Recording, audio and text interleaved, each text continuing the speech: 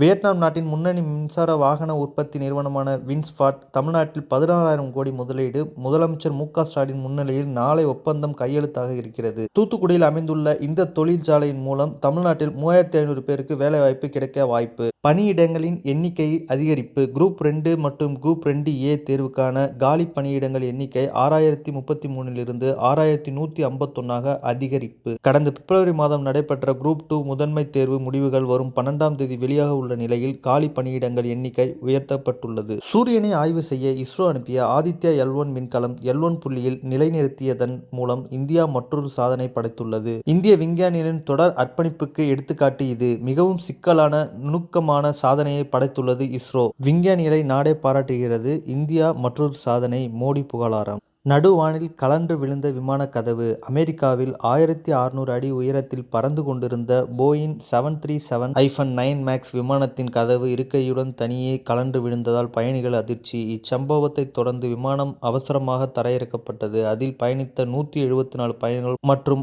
6 விமான பயணிகளுக்கும் எந்த ஒரு பாதிப்பும் இன்றி மீட்பு. பொங்கல் பரிசு வழங்கும் தேதி அறிவிப்பு. பொங்கல் பரிசு தொகை வரும் 10 முதல் 13ஆம் தேதி வரை விநியோகம் செய்யப்படும். நாளை முதல் ஜனவரி 9ஆம் தேதி வரை டோக்கன்கள் வழங்கப்படும். அதில் குறிப்பிட்டுள்ள நேரத்தில் பொங்கல் பரிசு தொகையை பெற்றுக் கொள்ளலாம். ஒருவேளை 13ஆம் தேதிக்குள் பொங்கல் பரிசை பெற முடியாதவர்கள் 14ஆம் தேதி பெற்றுக் கொள்ளலாம் என அறிவிப்பு.